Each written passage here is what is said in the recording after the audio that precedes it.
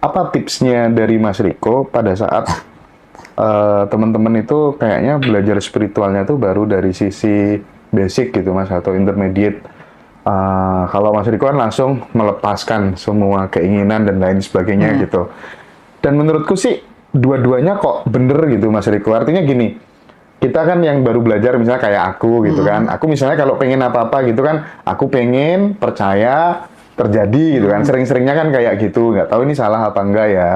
Tapi di suatu momen ketika kemudian aku melepaskan, membuang semua keinginan itu justru malah ya semuanya jadi lebih lebih mudah gitu. Artinya kan yang dulu itu juga benar, yang ini juga benar gitu. Nah, di fase teman-teman yang belum bisa mengalami melepaskan semua keinginan segala macam itu tipsnya dari Mas Riko gimana? Mirroring. Mirroring. Gampang sih kalau kalian mau mirroring tuh gampang lah.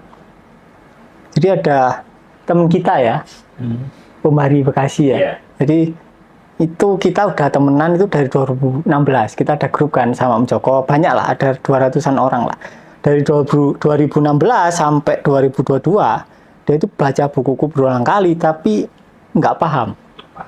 Prakteknya itu kayak agak kocak, agak salah gitulah, kayak agak salah kaprah gitulah. Kemudian istrinya yang nggak tahu apa-apa tentang kesadaran, dia mirroring sekali doang dan tahu lebih sadar daripada suaminya waktu itu. Sama ini bersejiwa. Sama berjiwa. Jadi dia belajar mirroring kemudian berjiwa. Memang yang lebih gampang untuk sadar itu memang lewat seks, karena manusia lahirnya lewat seks kan. Nggak mungkin Om Joko bapak ibunya lagi main dakon terus Om Joko berojol kan, ya nggak mungkin kan. Jadi lewat seks itu menurutku jalur paling mudah sih. Karena apa? Karena kita lahir dari seks, tentu saja sel kita kan berarti asalnya adalah dari sel seks kan. Sperma gabung sama ovum. Kemudian jadi sel seks, diploid kan. Kemudian itu membelah diri. Kemudian berdiferensiasi, berspesialisasi, membentuk semua organ dan jaringan kan. Akhirnya muncullah tubuh fisik ini. Tapi secara esensial, tubuh kita masih esensinya sel seks kan. Artinya, kalau kita masih ada dogma bahwa seks itu adalah hal yang kotor, berarti kita sedang melawan tubuh kita sendiri. Akhirnya ya wes, pasti menderitalah kita. Jadi, salah kaprahnya gini Mas Hendra biasanya.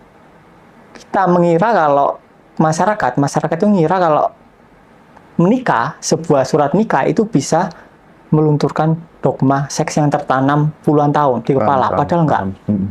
Surat doang nggak bisa ngelunturin. Jadi banyak orang setelah nikah, dia tetap memandang seks itu sebagai hal yang kotor. Bahkan kebanyakan orang beranggapan bahwa setelah menikah, kalau tanpa seks itu alim lah orang. Itu kan agak aneh kan? Jadi memang kita perlu suatu cara atau teknik untuk meruntuhkan dogma seks, terutama bagi kalian yang sudah nikah. Kalau belum nikah, it's okay lah. Memang terkadang perlu kan. Karena kalian masih remaja, mungkin kalian belum tahu apa yang kalian akan lakukan, daripada kalian terjerat di free sex, lebih baik kalian kena dogma. Tapi setelah kalian menikah ya, alangkah lebih baiknya kalau kalian melepaskan dogma seksual kan. Jadi kehidupan kita jadi lebih bebas. Nah, ketika dogmanya bebas, kita akan lebih sex free. Beda sama free sex ya. Sex free ya. Oke. Bedanya apa, Mas? Kalau free sex itu kan kita rentan ganti-ganti pasangan kan. Tapi kalau sex free kita itu seksnya total. Oke, seksnya total, kita tanpa dogma. Jadi ketika seks itu kita relax.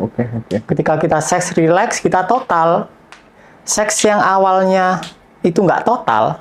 Jadi kalau kita terdogma ya, kita ada dogma terus menikah dan dogmanya masih nyentel, itu seks yang aslinya cuma di area kelamin akhirnya pindah ke kepala.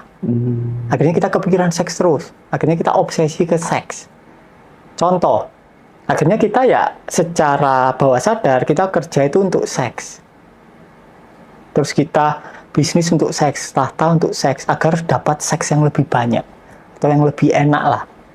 Jadi tanpa sadar hidup kita akan terobsesi pada seks, karena seks yang aslinya di area kelamin itu pindah ke kepala karena kalian tekan. Oke, karena ditekan, kalian anggap penis kalian, vagina kalian itu adalah benda asing yang tidak seharusnya ada di tubuh kalian. Akhirnya energi seks itu malah pindah ke kepala. Akhirnya kalian kepikiran terus.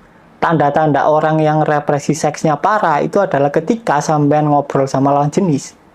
Sampean nggak niat apa-apa nih, sampean ngobrol doang. Tiba-tiba kelintas bayangan seks. Itu berarti represinya sangat parah. Dan hampir semua orang yang ikut di peristiwa itu mengakui ketika ada dogma seks, proses seperti itu terjadi. Bahkan Sinta juga itu ngalamin. Dia lagi ngobrol, ini dia masih SMA, dia ngomong sendiri. Dulu waktu aku masih SMA itu aku nggak ada niat apa-apa, nggak ada pikiran apa-apa. Terus aku kan lagi guru nerangin kan, tiba-tiba dia kebayang hubungan seks sama gurunya, kan ya aneh kan. Nah, hal-hal semacam itu akan sering muncul karena pada dasarnya opsi seks itu akhirnya naik ke kepala karena yang di sini tidak diakui. Jadi bagi kalian yang belum menikah, coba mirroring aja, disadari dogma-dogma seksnya, dan itu akan lebih baik kehidupan kalian. Dan kalian mungkin hampir pasti tidak akan terjerat ke free sex. Yang penting kan itu kan. Iya. Tapi lebih pada kalau kita udah paham malah sex free gitu ya, Mas Riko ya. Betul. Oke. Nah mungkin terkait dengan mirroring teman-teman, karena aku juga ada titipan pertanyaan soal mirroring ini. Nanti kita bahas di segmen kedua ya.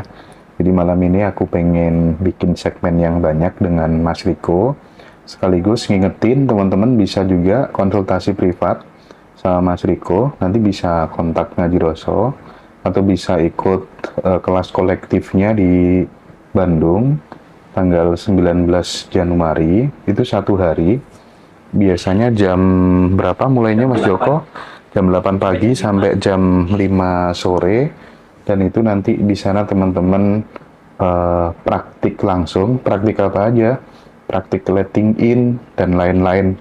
Sesuai yang ada di flyer, nanti teman-teman bisa kontak Ngaji Roso ya. Oke, kita lanjutin di segmen kedua habis ini ya teman-teman ya.